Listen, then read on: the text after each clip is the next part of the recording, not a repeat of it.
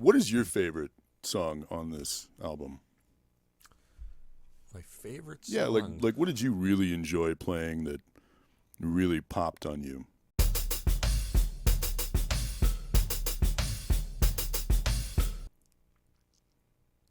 Because it's a very, very strange album. I mean, for a first album, it's really, really good. But there are some really strange, really mellow love ballads. I'd say Soft and Wet was the best one for me to play, just because it was so funky. It was. It was a funky track, you know. That keyboard line must have been like, ooh, I like that. That's kind of... Well, there's a clavinet part in it that's really funky, a la Stevie Wonder, which is really interesting in the way he wrote it. The way it's mixed in the track, it's hard to really hear it exactly the way it was played. So I had to ask him to show it to me. And I did that at the audition. I said, I worked on this, but it's really buried in the mix. Can you actually show me the part? And he went, okay. And he showed me the part, and I learned it and played it really tight. And I know that impressed him. That's probably why he hired me, because he thought, well, geez, if he's stumped because it's mixed a certain way, and I can show him and he learns it quickly, that's a good way to do stuff if I have to teach him anything.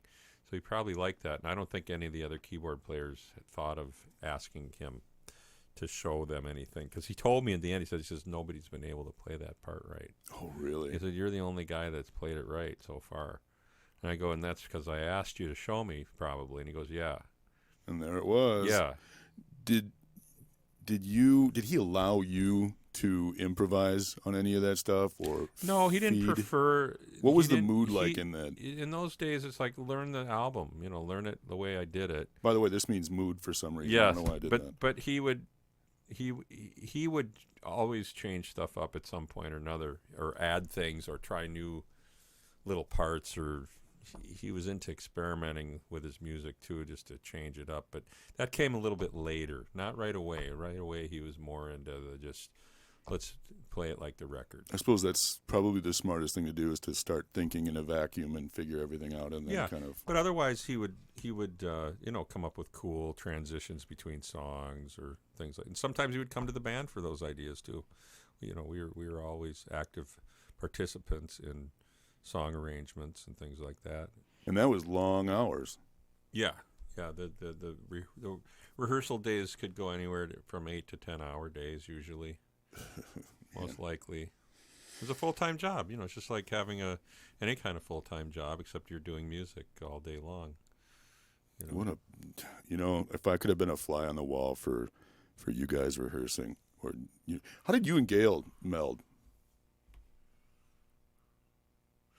Well, I asked a good question. Gail was capable, but I had to show her some things, She's more of a guitar player, actually, and singer-songwriter type person, more than piano being her main instrument. I felt it was more acoustic guitar was her thing. But, a lot of times I would sit down and show her parts, because she wasn't quite getting them or grasping them here and there. But for the most part, she did well, though. Was he doing all the guitar, or doing any, was there anybody that came in that was just studio? No. So everybody, oh, really? Yeah, always. It was always him in the studio on guitar, until I think he brought Des Dickerson in on Little Red Corvette. I think that was Des on the solo on that. And okay. Des, Des got to do a little lyric stuff here. He got a few lyric things for the time, or he had a song called "Cool." Oh, cool. Well, anyway, Prince. He would incorporate band members into session work as time went on. First 2 albums, no, nothing. It was all him. That makes sense. All him. Yeah. Anything else before because we'll close up real quick, and then I got something for you. Okay. Anything else you want to tell me? Any memorable stuff? Anything on some of the? You can't say no now because I've put you in the spot. Like any live performances that you guys did, those one-offs that you guys were doing that were really memorable. Back in those days? Yeah. Yeah, like when we played down in New Orleans at a place called Old Man Rivers.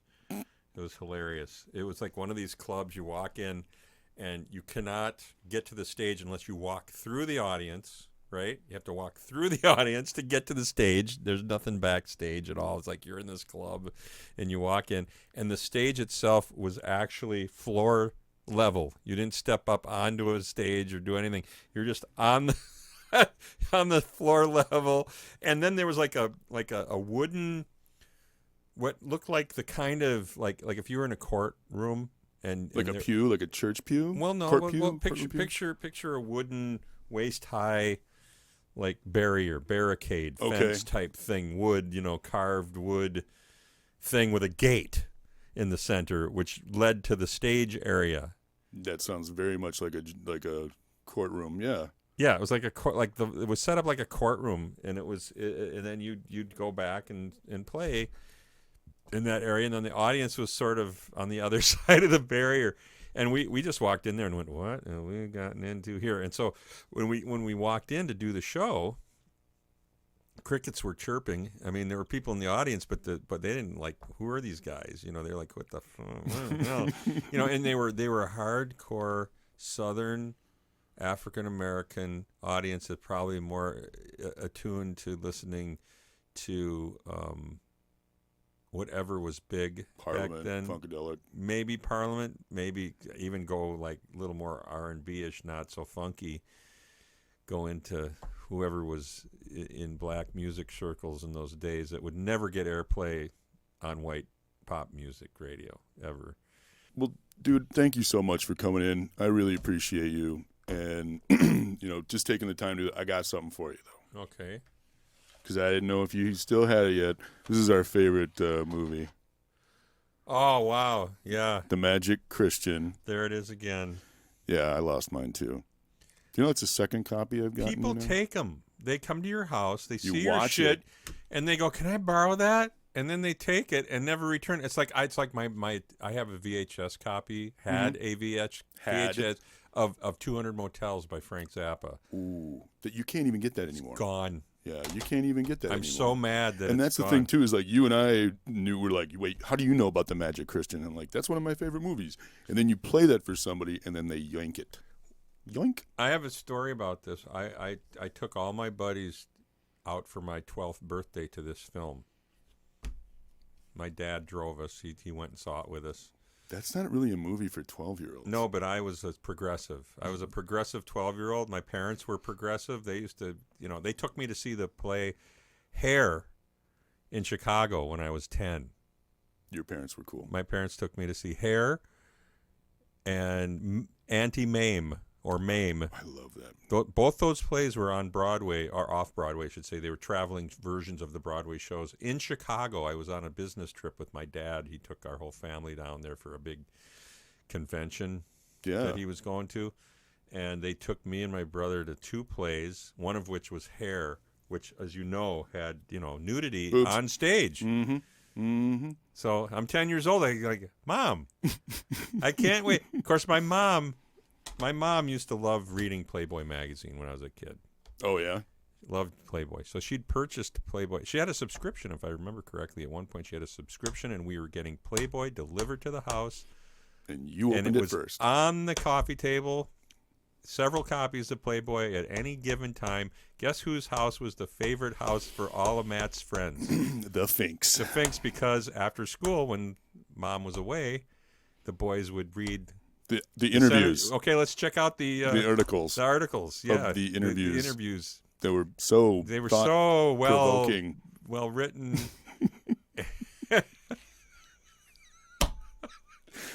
Okay, so there you go. Matt, thank you so much. Mm-hmm. Will you come back when I do something on the second album? Yeah, let's do that would be fun because there's so much stuff on there, especially where you started to look like a jailhouse guy.